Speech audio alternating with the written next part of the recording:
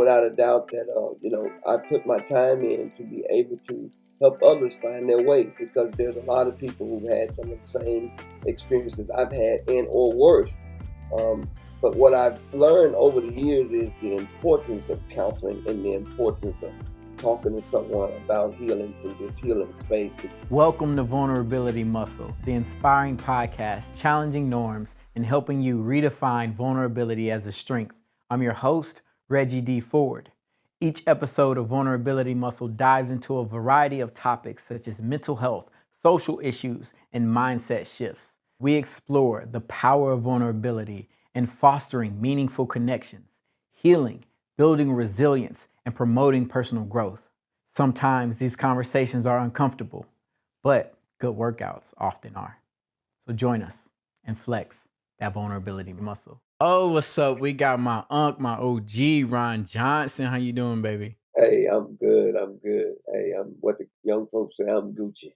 You I'm Gucci. Gucci, bro, for real. I'm so excited to have this conversation because since the day I met you, it's been nothing but love and nothing but respect for you, your journey, and the person that you show up as. And so I can't wait to see where this goes and for this to be shared with the world. Let's go. I'm loving Yeah. it. So I'm gonna start off before we get into it. I'm gonna start off with a couple of rapid response questions. So you just let me know the first things that come to your mind, Okay. and you just let me know. So first, what is one thing you do to relax when you're feeling stressed? Meditate. Mm, meditate. Get That's a good one. quiet. Don't talk. Yes. All right. What comes to mind when you hear the word vulnerability? It's okay. Mm, I It, like it, that. it's okay. I like that. And then lastly, what is one of your favorite childhood memories? My daddy coming home from work, watching him come in full of concrete, Mm. because I didn't have a hero from a cartoon. It was Herman Johnson. That was my hero. That, Herman Johnson. Shout yes, out. Shout out. That's big what's time. up. That reminds me of my like one of my earliest memories is of my granddad who was in the army. So I remember him coming home in this like army fatigue Yeah, uniform, and me and my uncle who was just 2 years older than me, we'd run and jump into his arms, and like I remember that, like, and it might have happened a couple times or a bunch, I don't know, but I just remember that vividly. So right, that's what's right. up. That's what's up. So Big time. Ron Johnson, can you introduce yourself to the world? Tell people whatever you feel is important that you want to share. Let me tell y'all, my name is Ron Johnson, and this is an honor and a privilege to be a part of this with you, nephew, because since the day we got ordained and put together, it was no mistake, and the divineness of this had been great. What people need to know and should know about Ron Johnson, I am what I call I'm a giver. I truly believe that life is about giving. It's about the impact. And for as long as I can remember living, that's been how I've been raised as the fifth of 10 boys. Growing up in North Memphis, I've always been one that, wanted to give and wanted to help people. Uh, and then the other thing is that, sports was my outlets. All of the sports I played, but it was the outlets for the anger that I had and all of that. But I'm a giver. I truly believe that the more you give, the more you receive. And sometimes I get in trouble for being such a giver. That's powerful. And when you give, you do receive. And it's something that I see in you. You give more than like your fair share of time, your fair share of support, resources, connections. You are that, and you're a connector of all connectors. And it's been beautiful. I think, what did we meet? Like, what was it, like three? It was probably right around COVID, wasn't it? Like 2020, Yeah, 20. Yeah. 3.5, something like that years ago, 2 or 3 years ago, something like that. Right at Yeah. the break of COVID there. Yep. Right. Yeah. And I was just blown away by so you were with me, Deshaun, I think one of his Yeah. homeboys, and you just like gave us game that day. Like Yeah. it was like that's when you became that's when you became OG from day one. Just how honest and vulnerable you were with your story and some of the things that you shared. And I think that's one of the pieces that made me connect with you so much because you were so open and honest with what your story was. Do you Yeah. care to share some of those parts of your story that are part of your past but have shaped you to this point? Yeah, I'd love to. I'll give you a real true example. Growing up in Memphis wasn't the easiest place to grow up. I mean, and also, kind of growing up in the projects. But before we moved to the projects, I was a little kid that ran around and used to love to ride horses. I used to call myself the Black Lone Ranger. It was the funniest thing. Here I am, littlest guy out there, but I'm on the biggest horse. We had a white stallion. We had a white stallion and two ponies, and I would always get on the big horse out there. And my daddy would get mad because there were times when he wasn't home, and I'd be out there riding the horses. I wasn't supposed to, but I would ride anyway. And then I would try and wipe the horse down so he would know the horse been sweating and running and all that. But he'd always come in, run the key. Oh Lord, I know it's on then, boy. I'm about to get it. But that's the fondest memory then. And then, we moved out of the country into the project. That was one of the things I hated more than anything is leaving Mm, from that area where it just seemed to be so quiet, so peaceful to this area where it was just so crowded and so compact. And it was almost just like people say today, you had to fight your way through and fight your way out. right. So every day living over there in the projects from the fourth grade all the way up. And I don't exaggerate when I say this, and I'd love for my brothers them to be the one to tell the story because they sell it and tell it much better than me because they're the ones who say, man, this boy fought with somebody almost every day. Mm, And every day seemed like it's a whole lot, but every day was like 2 or 3 times a week I was getting into a fight with somebody. yeah. If you're getting into a fight with someone as a youngster 2 or 3 times a week, that is every day. Right. It may not be 7 days, but that's every day. But one of the great things of being and growing up like that, my mom made all of her boys. We went to church every Sunday. We had to go to church.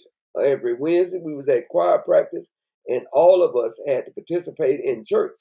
And so we used to have this running joke as brothers. We would play church when we go home. We would play like my mama and daddy because my mama used to sing and my daddy was a deacon and we used to always think that my mama could just sing a church boy and make everybody just get to shout and just amp the church up. So my brothers and I we used to be like, man, we believe my mom and daddy had that stuff choreographed. Yeah. She'll get to singing, and then almost like clockwork, my daddy would get close enough to her because he knew that she'd get so happy and she'd black out, and he would always be there so she wouldn't hurt herself. And then as I got older, I realized that it was true, it was real, it was the spirit of God, Mm, really taking over her and her being so filled with that love. And my daddy, knowing his wife, knowing my mom so well, he would always be right there. But the other thing was, man, and growing up in the projects, man, playing sports was our outlet. I boxed, I played yep. uh, football, I played basketball, I ran track. And it was always the contact sports that I liked the most. I always felt like I had to, you know, do some contact. Mhm. Especially when I did taekwondo. I'm a second degree black belt in taekwondo, and I used to love to, you know, I would get into a fight and I'd jump into a karate stand, and everybody would start laughing. It was so funny. But I would be at the community center. I'm doing a karate stand in there, but it was, but everybody knew that without a doubt, hey, that boy can fight too, You boy. ain't messing with him. Man, Yeah, I don't had mess with them him. hands, boy. I had them hands for him. I had them hands, and I believe it. it was so funny. But that was my outlets. Those was my outlets. Yeah. But sports is really what brought me through.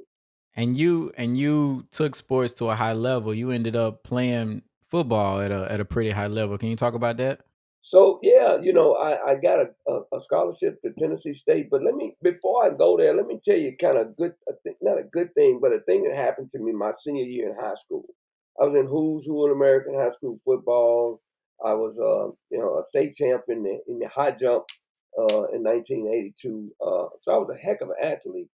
But my best friend, Anthony Jones, was, a great athlete just like me. He played one corner and I played the other corner. He and I used to have this little running joke. We both were Cowboy fans. That was the other thing. I was Mm. Everson Walls, and I forgot the other guy that played the other side. I just knew I was Everson Walls because Everson Walls went to Grambling. And I Yeah. wanted to go to Tennessee State because Ed Too Tall Jones was my Yeah. favorite athlete of all athletes with the Dallas Cowboys. Well, AJ also was one that used to do a lot of fighting and everything. And so one particular day, he was about to get into a fight. Now, keep in mind, this is our senior year in high school. We were both top athletes there in Memphis. And he was about to get into a fight, and the project would get in. So back then, every now and then, you'll get a fair fight. And he and this guy decided they're going to go into the back of the village so it didn't get broke up too fast. And they were going to fight fair. And there was a bunch of us, with our little bats and stuff. And Michael had a few people with him. And AJ and Michael started to fight. And before you know it, the crowd grew. In the Mm. projects, when a fight break out, man, folk come from everywhere. You see folk, you be like, "You live over here?" Yeah. And it's real because they coming to see the fight. Well, Yeah. AJ and this guy was fighting. AJ was getting the best of this guy, Michael. And all of a sudden, as the crowd grew, I hear my partner AJ hollering, "Ah, ah!" By the time another friend of ours named Sean got close enough, Michael had a knife on him, and he had stabbed AJ at least 15 times with that Yeah. knife, a kitchen knife. Sean Oh. hit Michael, knocked the knife out of his hand, and AJ takes off running home to get home. And AJ lived one street over from the project we lived in. He collapsed on a friend of ours porch named Jerry Benson. And I'm holding my buddy in my arms, man, and he bleeding all over the place. And he just telling me, "Man, I can't get no air, man. I can't get no air, man." And I'm Mm. like, "They got help on the way, man. They on the way, AJ." And I'll never forget it as long as I live. This was my senior year in high school. My best friend died in my arms, telling me that he couldn't get no air. And Wow. that was my senior year. That was before the football season started. This was the first week or second week of school, and AJ was stabbed to death by Mm. Michael. And I'll never forget it as long as I live. And I think about it, and it's like, wow, powerless. So Yeah. let's fast forward to when I got here to Tennessee State University, playing for, Coach Gillum, Big John, and that whole crew there at Tennessee State, and playing with some of the greatest football players that ever played the game of football. Um, and I have to say, you don't come to Tennessee State and be a freshman to start. That's a rare Mm. thing. Mhm. But when my time came, I was on top of the world. So my time came as I paid my dues, waited my turn, and when an opportunity presented itself, showed up and showed out. Yeah. Uh, and it was a moment, and that's the thing about it. Life is about the moment. It was a moment that changed everything. I literally felt like I wanted to quit the football team. I was with my helmet on. I was crying, and the trainer walked by me. Doc Wayne said, "What's wrong?" They called me Spider Man at that time. I got Mhm. my nickname. Everybody got a nickname in college.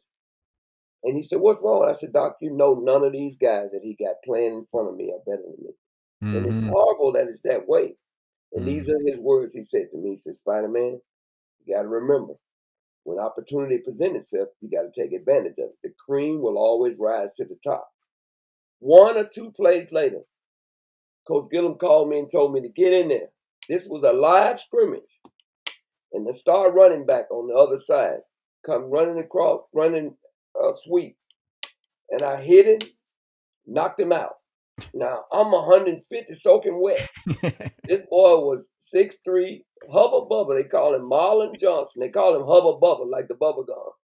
I hit him and knocked him out. Both of us was. I was concussed, and I know he was concussed as well. Yeah.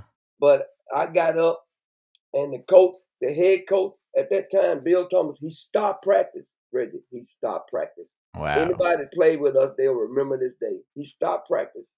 He looked over at the defensive coordinator, and he told him, "I don't care what you got to do." He said, "But I want to make sure that GD is on the field every GD time we got." And from that moment there, I was a star. And Stripes all earned. the way to this day, I am remembered, not just for that moment, but because when I got that opportunity, I showed up and I showed out. And that's the thing Yes. about life. I believe life is a moment. Like this right here is a moment. Yeah. My story is what it is. And I got that opportunity. And from there, I just continued to excel. I went Yes. on to be a starter those 3 years, 1984. I was behind an All-American 1985. I was starter 1986. My senior year, I was a starter. And then, I ended up. This was so crazy about it. I ended up getting hurt and thought everything was over. But because of my discipline and my dedication to the game of football, because my ultimate dream was not to graduate from college, which it sounds kind of crazy now, but it was to play professional football. That was the NFL. whole thing. When you go to college, it was to play professional football. Mm-hmm. But I got to tell you, in 1985, tragedy struck me again, Tell me about that. my junior year.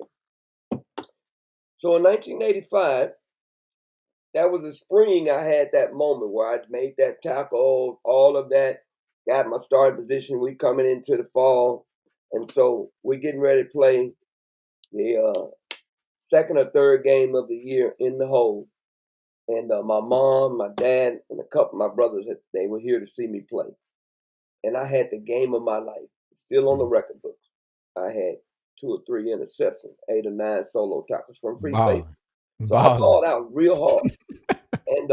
And next morning, my mom, my dad, and them was getting ready to head back to Memphis, and I'm feeling real good because I'm being interviewed, I'm being talked about all of the news and everything. And I told my dad, I said, Pop, when I get drafted into the NFL next year, I'm gonna buy you whatever you want. Told Mm. my brothers, they ordered a car. Both of them wanted brand new cars. My Mm-hmm. dad said he just wanted him a Winnebago so he don't have to get a hotel when he traveled to come see me play.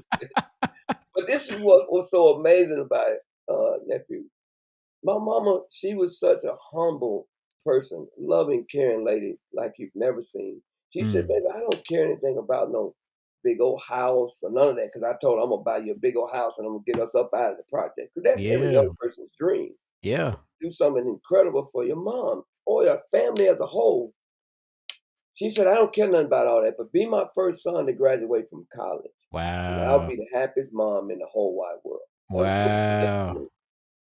And 3 days later, it was this month, on September the 4th, my mom was standing in the door, the projects we lived in. A lady was shooting at my cousin. One shot, one bullet hit my mom in the heart and killed Mm. her instantly. 3 days later, Wow. on September the 4th, September 4th. That 20 3 something, weeks ago, 23 days ago. September the 4th, Oh and my goodness. And you were in college. You I were was what, a junior in sophomore, college. junior? Yeah, Junior? Oh junior in my college, goodness. on top of the world. Just that giving her that proclamation, but she said she didn't care nothing about no big old house. Just be her Mm. first son, graduate from college, and she would be the happiest mom in the whole wide world. That's all she wanted. Let me And my ask you, mom had a sixth grade education. My dad had a second grade education. let me ask you. So you talked about AJ and his passing and being there, holding him as he died, and then having your mom pass away. What did those deaths mean to you, and how did you cope with those at the time? Well, to tell you the truth, I don't think I really coped with them at that time. I think I just accepted them because it seemed like, not that things like that had been so normal, but for a lot of the ways that I had grown up, seeing death, experiencing people being murdered or what have you, was something that I had, grown and witnessed in Memphis, a lot of friends and what have you. But never would I have thought that, my mom, the Mm, sweetest person on planet Earth, as far as I'm mm, concerned, that was the last thing that I ever would have thought. And I have to tell you, during that time, I didn't do any counseling or anything. I right. I stored all of that and I used that as fuel to play the game. And I Yeah. played the game angry. And I wouldn't say I was Mm, reckless because I was a good football player, but I was mhm, angry. And so I mhm. had no fear to run into anything and anyone. So being a little bitty guy, at that time I'd gotten up to about 180 pounds and could hit the way I would hit on other team scouting reports. I was known as a hitter. And Yeah. I had an All-American strong safety named Carl McAfee, who was known as, he would knock you out. That's the kind of player he was. But then they had a safety, just me, right beside him, would do the same thing. 100 pounds lighter. Um, so, but my coping with that was taking it out on the football field. Mhm. Um, and doing all this time that I'm telling you the things that I'm telling you right now, I was kind of like, behind the scenes selling drugs. I was Mm. selling, nickel bags and dollar joints, just hustling. Yeah. Um, because when my mama passed away, I just felt like the world owed me something, and I was so angry about everything. Mm. So let's go to my junior year. My senior year. That was my junior year when my mom passed away. How was that season for you? Were you able to go to school? Were you able to play? You were able to do all that? I only sit out one game. Mm. And the coach was like, you could, that week that we buried my mom, that was the week I set out. I came back that Tuesday, Mm. and I said, and the coach was like, coach, you could take more time. I said, coach, I gotta get on the field. Yeah. That's where I got it. And I got on the field, and I never looked back. But Yeah. my teammates, when I tell you my teammates, one of my best friends on planet Earth right now is Roger Holmes. Still to this day, was right there. My girlfriend, who later became my wife, Maxine, who bore my kids, she was right there. But one of the things that she reminded me of, because when what happened to my mom, I was ready to quit school. I was ready to be, and I wanted to go and hunt that lady down who actually killed my mom. But here's the Yeah. thing that's crazy about that, Reggie. The woman who shot and killed my mom, her son was one of my really good friends growing up. Yeah. You know how it is in the projects. Everybody Yeah. know everybody. Everybody, yeah. And we went looking for this lady. That night I got home, we searched for his mom. And what was so bad about it? He got in the car with us to show Wow. us anywhere he thought his mom might be for us to kill his mom. That's how Damn. crazy it was, bro. Damn. It's like he was so angry at his mom in that moment Yeah. without thinking, he was like, she was wrong, and so all Right. of that. Because Damn. we And then all you end up if anything would have happened, eye for an eye, and we all just killing each everybody, other at that point. And that yeah, I know that's not where your mind is now today, but yeah. just knowing that you were in that space, like I can sense it. It was horrible. And Mm. knowing that my mom's favorite words were always to me, don't worry about it, baby. Everything's gonna be all right. Like I even have that tattooed on my arm. It's with a picture of her. It says, don't worry about it. Everything's gonna be all right. Those were Wow. words that echo loud in my head. And I can still hear it. Like even now, I hear her saying, don't worry about it, Ron. Everything's gonna be all right. Yeah. And when it's all said and done, Mm. everything is always all right. You just got to go through in order to get to. Mm. It's hard to go through though in order to get to it because of the pain and the Right. heartache and all. Right. But getting on the other side was where I was able to get. And Yeah. football was where, football was what gave me those outlets to kind of let a lot of that energy out. And I did not do any counseling or anything at that time. And I was offered by the coach if I needed to talk to somebody and this, that, and the other. And I just told him, Coach, I just need to play. I just need to Yeah. play. And I But bet a yeah, lot of people can relate to that because that, like, as a child, having friends die and family members die is like I didn't go to counseling, I didn't go to therapy or anything like that. It was football or like you said, boxing or basketball or something to just get my mind off of all of that pain. I wanted to suppress it as much as I could. And yep, so like I know there's a lot of people that can relate to that. And it fueled you, like you said, like mhm, I was a little DB as well, and I'm smacking whoever. It didn't matter right, because I had like this reckless abandonment. Like I'm gonna throw my body, and it didn't matter if it hurt me because it didn't hurt hard as much as that pain would have hurt. hmm, To think about somebody's death. And yeah, so, no, I respect that and I understand that. But you catch me up to the story. So you started selling drugs, yeah, and you having a you balling out as a falling out. senior about to Senior year. transition. Did you Hmm. graduate? Did you give I your mom did. that dream? Did you give Not it only, to her? not only did I graduate with one, but I graduated with 2 degrees. Let's go. I'm also a licensed CBT specialist, cognitive behavior trained Let's person. go. I have certificates in a number of different professional trainings.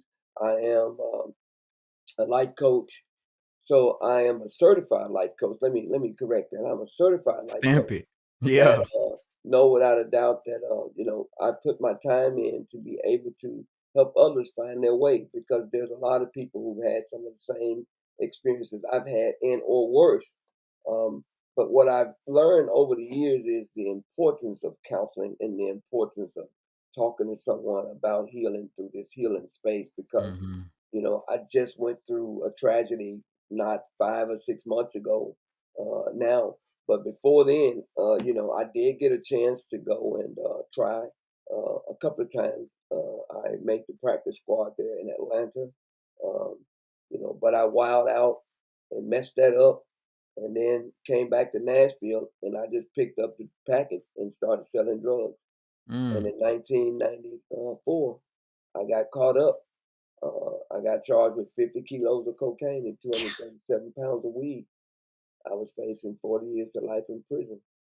Um, that was after I had accomplished all those amazing things. Wow. And I sat before these federal judges, um, not believing that I felt like I was dreaming, because I would literally pinch myself and say, this cannot be real. But Mm. it was real. It was my experiences that I was having. Uh, but all I can say during that time, because I believe my mom had prayed so much in advance for me, that there was a hedge of protection around me. There were Mm. moments where I know without a doubt that I probably should have been the one that got hit and didn't get hit, as a rays of bullets was flying in different situations, um, and I didn't. But then I remember the judge saying this, and this is where the turning point of my life changed. The judge looked at me and he said, "What are you doing with these people?" Mm. Literally on the stand, he said that. Because here I am, the only black guy in my case, two cartel members, and two white guys that was Wow. my best friends at that time, and they were my dealing partners, and one of them had turned state on all of us. But Mhm. God, man, all I can say is but God. I was facing that 40 years to life, kingpin status, 50 kilos of cocaine, 237 pounds of weed. But they only found 237 pounds of weed.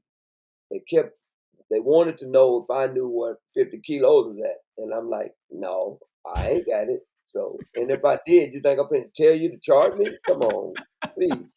I don't have it. So they ended up dropping that. They Wow. dropped the kingpin charges, but I did take responsibility for 237 pounds of weed. And the judge was given a mandatory minimum. He could give me 4 years to 8 years in federal prison. What's going through your mind when you hearing 40 years? What's going through your mind at that point? And then when you hear it starting to come down with those minimums, what you thinking? Well, I just felt like my life was over. I told my wife, I said, you know what, you should go ahead on with your life, because Mm. I probably won't ever get out of this, and I don't want you to waste your life waiting on me. I literally Mm. told her that, and she said to me, and I thank God so much that she was that kind of person, and she's such a sweet. She's one of my best friends still now to this day. She said, I ain't going nowhere. Mm. So you ain't got to worry about that. You just go and do what you got to do and come on home. That's what she said. So the judge said, he said, I don't want to sentence you. Now, this is where God's favor really just folds into things, when you know that there's something greater than you that's constructing all of these things that's going on around you. You don't Mhm. understand it and you don't know why, but you know it's happening, because you know there's no way that these things are to be so. And the Mhm. judge said, my hands are tied, so he couldn't deviate from what he had to sentence me, either 4 years to 8 years or anything in between. He said, I'm just going to give you 4 years, which they don't call it years in the feds. They said 48 months or 50 some Right. months. So you get it in months. And I was given those months. And the judge said to me, he said, man, go in there and come home and take care of your family. Wow. Now, Reggie, I got to tell you how prison was just the beginning, what I was able. So he said, how much time you need to get your life together in Mm. order to start your time? And I tried to get my lawyer to tell the judge, I need 3 months. Because to be honest with you, I felt like if he gave me 3 months, I was gonna get some money and I was gonna get in and win. I was serious. That was the way I was thinking. But as I sat there, the judge said, "I'm gonna give you 2 months to get your life Wow. together, get your things in order, and then you report to Terre Haute, Indiana, maximum security prison, and you start your time there. Get your Mm, family to drive you down." And now they let me drive myself to prison. mm. So my That's a brothers and hard drive right there. oh my God. Oof, I can't imagine. My brothers, my dad and them, they came down here, and my mom's sister, they came down here and drove me. They had a 15 passenger van, so I had a big family. And I had a bunch of goodies, like, I had underwear and t-shirts and all that because I thought you could take it in there with you. You was finna kick it and yeah. Yeah, well, so I get to prison. I go in there and I tell the guy, I had my bags and stuff.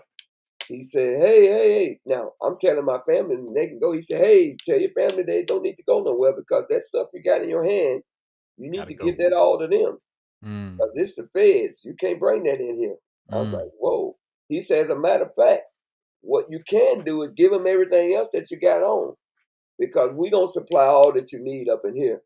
mm. And I had a blue cover Bible that my uncle had given me when I graduated from college, and I was so mad at him for giving me that Bible. Oh my God, I was so mad at him. That's crazy, ain't it? Yeah. He Wow. gave me a Bible for graduation. But that was the best thing that I ever could have gotten because here's what happened in that moment.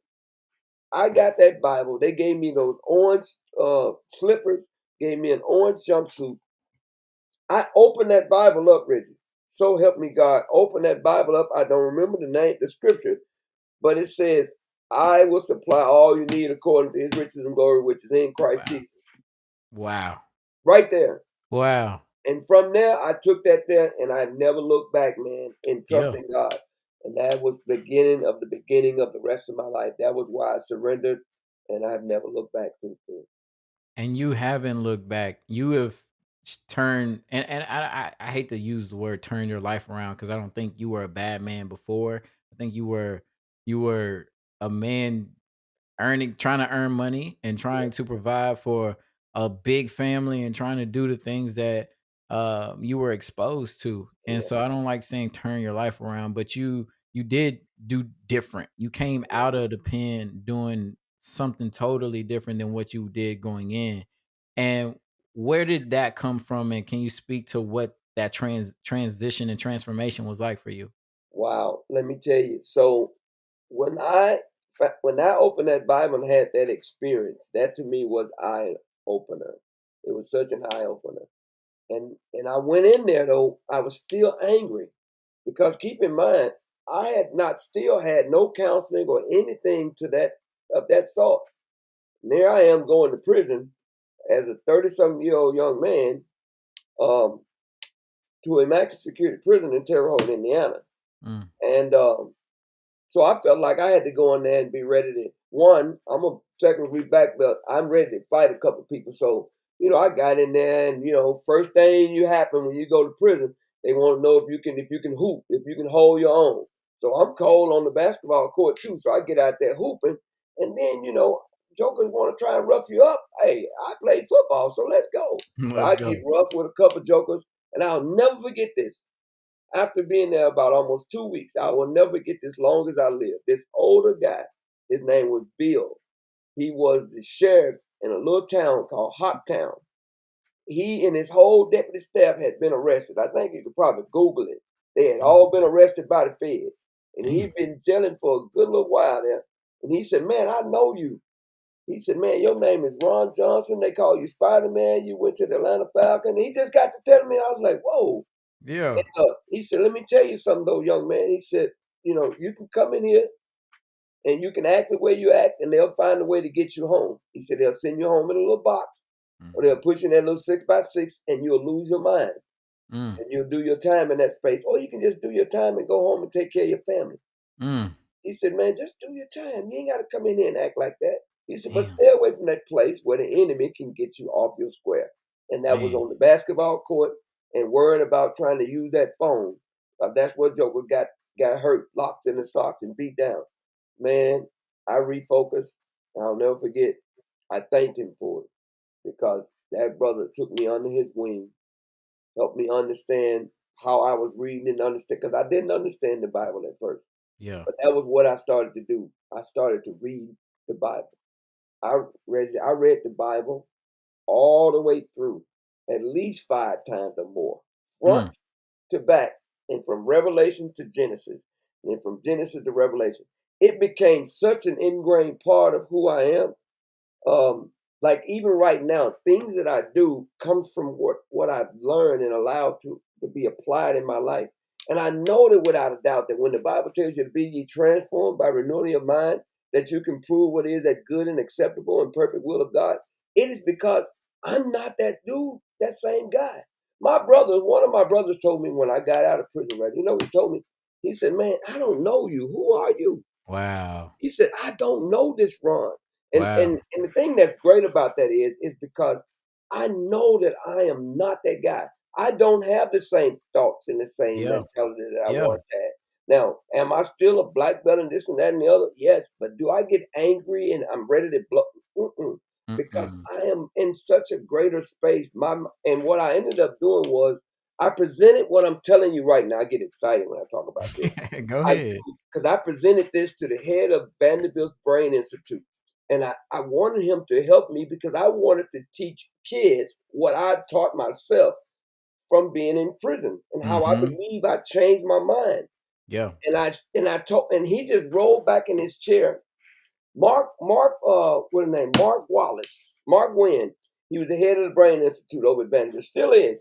He just rolled back in his chair and he said, "Wow." He said, "Man, you just got through breaking down to me the last 15 years of my research." I said, "What do you mean?" Wow. He said, "Because we had been trying to figure out how to help stroke victims through the brain and how strong and powerful the brain is." He said, "We used to isolate the side that someone could move and help them strengthen that up, and the side that they can't move, that they've had the stroke on, uh, he said, but when we isolate the side that they can move, they're able to fire neurons to fire new movement for this side of the brain, I mean, Mm. side of the body to move."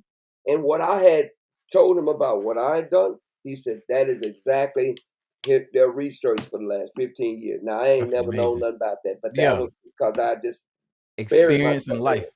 Yeah. Yeah.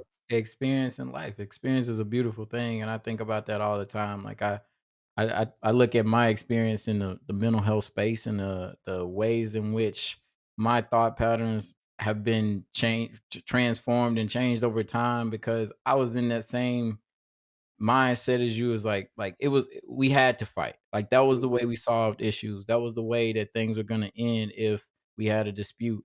And to today, I don't even, that's not even close to where my mind goes. And I have different responses rather than the reactions that I used to have.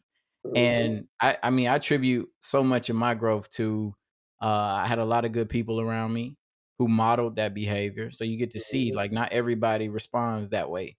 And then I got into yoga, I got into meditation, and you Wow. talked about meditation earlier. And I think when I started doing yoga, my friends started telling me I was getting too calm. It was like you used to be a hothead. You used to be like ready to Right. snap, and now you just breathe and like what is that like? Yeah. And but I think it's a beautiful thing because uh I don't think we are meant to be that violent. I think the environments that we grow up in, like it is, we see it and we think that's the way it's supposed to be. But like to connect my hand to another person's body right now feels just wrong. Like it Wow. feels so wrong at Yeah. my core. And that used to be the norm. And so like where when did you start to implement some of those strategies and where did that come from? Well, as I was saying earlier, when I started reading, that reading became such an ingrained part of me because during the time that I was in college or in school, I only read because I had to. That was Mhm. it. I did not read it because I was like, well, I ended up finding an enjoyment in reading and realized that my brain, there was something happening and I couldn't explain it. So I would always ask myself, so who can I emulate that's in the Bible? And Mm. in the Bible also said, let this mind be in you, which is also in Christ Jesus. Be ye try. So my thing was, I was like, woo I don't know if I could be like Christ because, boy, I'm still though. If a joker slapped me, I might take it, but I'm coming back with two or three more. And but here's what was so crazy about that. I decided that I wanted to emulate Peter because Peter Mm. was like, upon this rock, God, Jesus said to him, I'm going to build my church. Well, when I looked at Peter, I saw Peter as like me as a Christian, not really, a warrior in a sense, but, we'll go to war if I had to. If you mess with my Lord, you got problems, so on and so forth. However, I knew without a doubt that my change was so real that I had to find ways to apply it. So the men that Yeah. was in prison, even a lot of the Muslim guys, the brothers, when they would have gatherings and stuff, because I didn't discriminate. I didn't care if you was a Muslim or Catholic or what have you. If you wanted me to come and talk about the belief system that I had acquired and what I was working with, I'm down. And it became like something that I was able to model. I didn't have to tell you. You saw Right. me walk it out. You saw me live it out. You saw me give it out. And that's the way I model my life right now. Wow. Faith is an action word. I believe you got to put feet to faith.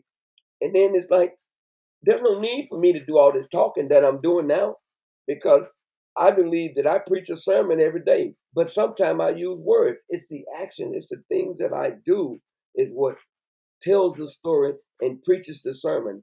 And I truly believe that impact over income will make the income come, but we got to believe that it is the impact that matters the most. Impact over income. Yes, absolutely. You have done so many amazing things in your life, and I want you to speak to some of those things, and but I want to frame it in a way of what do you think your superpower is today? Hmm. Man, so some of the things that I've done, for instance, um, just as I came home from prison, I landed an incredible job working at a printing company, Equity Printing. Uh, I made more money in that printing company than I've ever made on any job because I mastered all of those $1 million machines that they had in there in less than 6 months. That was a crazy Wow. time right there. But I mastered those machines, the folding machine, the print machine. These are big $1 million machines that I was able to master in about 6 months, which is unheard of because I had a great teacher. And then the other thing was, you know, I really believe that helping people was my superpower. Mm. Networking. I have this saying, your network is your net worth. I truly believe is connecting others to different things that you connect them to. I believe in, building relationships and friendships is what is the core to success. Mm. That's what makes, when your network is your network, that means that I'm never broke because I got a network of millionaires and billionaires that I can call on at any time. I just Mhm. got to make absolutely sure that the call is one that's worthy and they understand that when Ron called, Ron needs you. He ain't just calling just to be called. If he's calling and asking for something, Yeah. that's the thing that has, continued to propel me is helping people. I really Yeah. believe that that is what keeps me going. That is why I breathe each and every day is to find a way to help somebody. I believe that, and I think another piece to what it is like you don't just call when you need something. You call to check on people. You call to offer your support, your condolences, your whatever it is that somebody's going through in life. And I mean, just in a couple years that we've been knowing each other, you've been there. You've been there for me, and you check in, and just a lunch. It ain't even got to be no agenda attached to it. And I think that speaks to your character. And when you do call people and they recognize what your character is, it's easy to vouch for you. It's easy to put their name out there and put their neck out there for you and connect you with somebody that's gonna get you into that position that you need. And so Hmm. like that's the man, that's the character that you possess. And I wanna salute you and give you your flowers for that. Thank you so much for that. Thank Definitely. you. Definitely. You alluded to some grief, some recent grief in the last 5, 6 months. Yeah. You care to talk about that and how that has impacted you? Yeah, there's a thing that we call in the world of trauma is a lot of times, we trauma bond when we share these things, but we go through trauma and sharing the trauma is where you heal. And I've learned that over time. And I always try to make sure that if I share the trauma, I always share the healing from the trauma that I'm sharing. And so back in April, on April the 13th, my little 23-year-old daughter, Haley, came home from out with some friends, and she went to bed. And she didn't wake up the next morning. She died in her sleep. And Mm. I don't know at this point still what took her life. We're still waiting on the autopsy and toxicology report to know. Um, but I know that it has been very hard for me, and I've had some days that I don't understand why. I ask God why. I have moments that yeah, your kids should bury you, you know, and so that becomes it's tough. It's just very tough, you know. But I can tell you, man, because I've gone through the things that I've gone through, um, man, I recommend anybody, man, woman, black, white, blue, or green, man, don't go through these things alone. Mm. Go and talk to someone. Counseling is not a bad thing, brother, sister, friend, family, y'all. It's not a bad thing, you know. I would say to myself, yeah, I'm tough and this, that, and the other. But I don't know what I would have done, and or would be doing right now without counseling, because that has been the saving grace for me. Right now, I just started talking to someone about grief because I'm, you know, the last week or so, I've been just feeling a lot of grief, and I hadn't talked with a grief counselor, and so I've been talking to someone about grief. And yesterday, they called me while I was at an event, and I stepped out because I know I needed to talk to them, and I'm so glad that I did because yeah, I've been dealing with some grief where I'll just start crying and Yeah.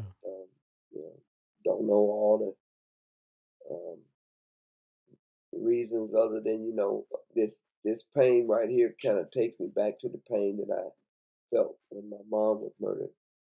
And there's just so many other different tragic moments. But the thing that I say about healing, though, is that me, 3 days a week, I have a group of people that comes to my house, and I teach them meditation. But at the same time, it also gives me the energy, the fortitude, and the quietness that I need to tap into the inner me, and make absolutely sure that the inner me don't end up becoming the enemy. Um, Hmm.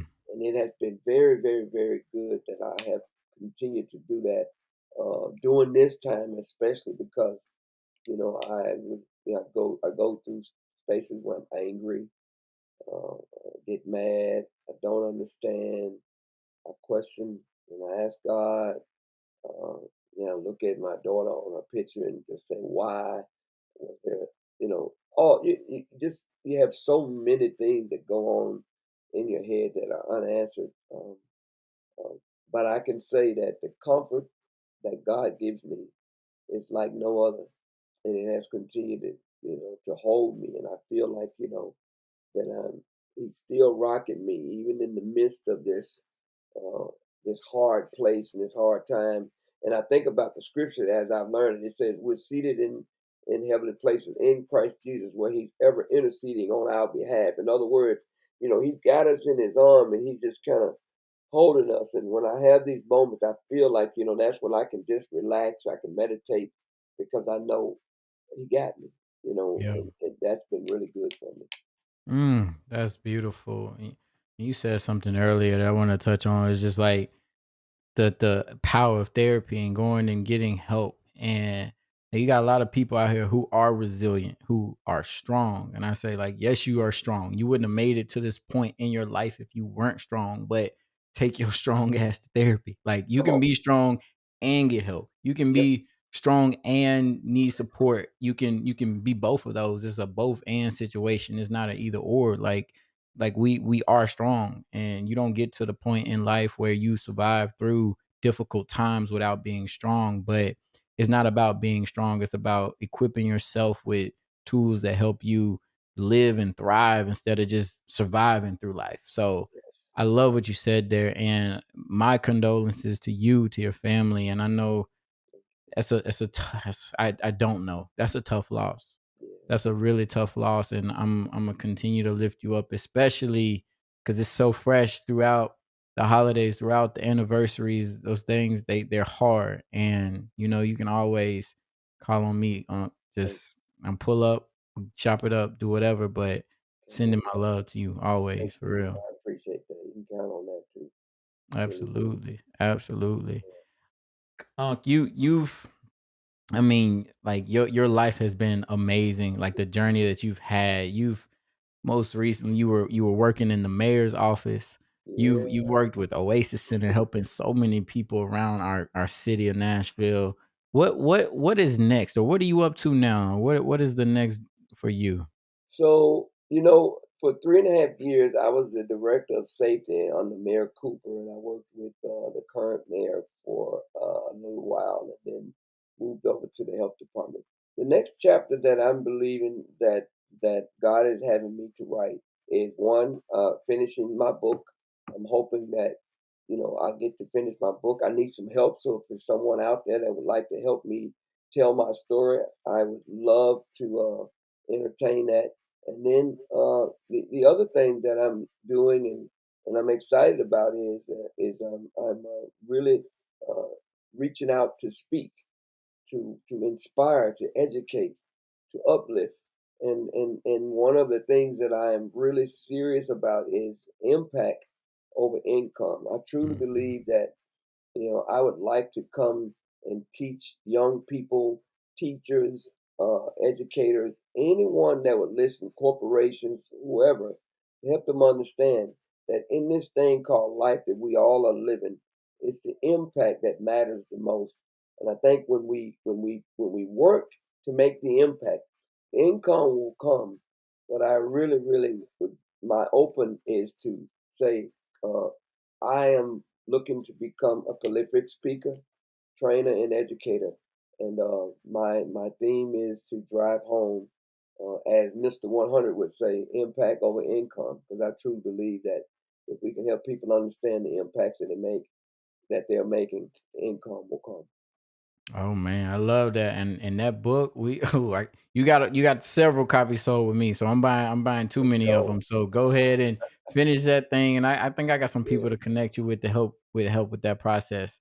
I think I got somebody for you, so I'm gonna hit you up on that. that'll And work. then when it comes to speaking, y'all heard him. He is has a phenomenal story, has phenomenal wisdom, and can impart that on any audience that you can think of. So if you hired me to speak, hire this man to speak. He's gonna blow your socks off. I can't recommend him enough. And I mean, when I inspire a lot of people, but I think when I look at the people who inspire me, I look at you, people like you. Thank you.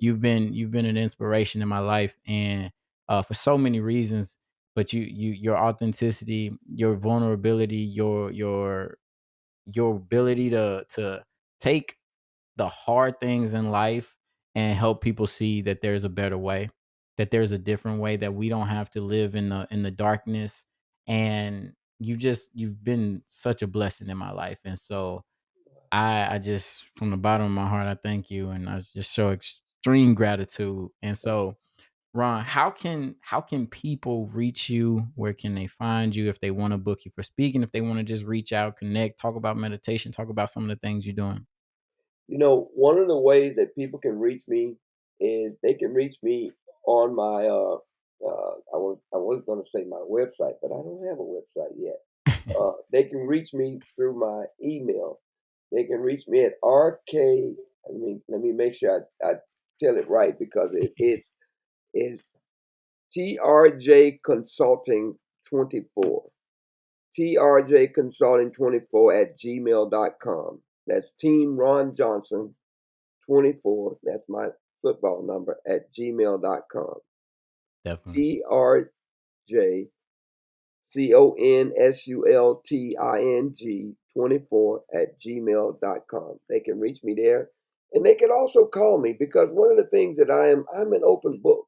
So you Yes. can reach me also by way of calling my cell phone. I always say I ain't never hiding from nobody, and if it's somebody I don't want to talk to, the phone always go out. Oh, and that number is 615 977 2130. Again, that number is 615 977 2130. And I'll be more than happy to come and talk to your group, your organization, your company. And I guarantee you, you will not be disappointed. You won't be. Ron, OG, you the first person to get a phone number out on the pod. So shout out to you for that. I think that's Let's that's go. real. I love it. And I'm gonna put that in the show notes so that people can click on the email, can have the number. You want the number out there on the website Hey, and all. it doesn't bother me because that Okay. is the real truth. Like that, That is I am real. an open book. Like That is real. my people call me from all over the world, honest to God, and I'll talk to them. I have Yeah, friends in Africa and Europe, and their time is way different, and they'll call and that's I'll real. answer. Hey, that's real. I love that my phone tells me that it's potentially spam when it is people calling it. I ain't got the number for it, so I Yeah, guess I can lean into that. But OG Ron, with all the things that you can do and all the places you could be, I appreciate you being here with me, embracing vulnerability. no doubt. I'm so happy to be here, and thank you so much for having me. And man, turn down for what? Let's go, baby. Thank you for joining us in another episode of Vulnerability Muscle. If you've enjoyed these conversations around vulnerability, please consider leaving a review. Your feedback not only motivates us to continue to do the work that we do, but it allows other people to witness the power of vulnerability. Share your thoughts on YouTube, Apple Podcasts, Spotify Podcasts, or wherever you're listening from. And don't forget to spread the word. You can follow us at Vulnerability Muscle on Instagram and me personally at Reggie D Ford across all platforms. Visit vulnerabilitymuscle.com for additional resources and support. And remember, embracing vulnerability is not a sign of weakness. It is the source of your greatest strength. Sometimes it's uncomfortable, but most workouts are. So keep flexing that vulnerability muscle.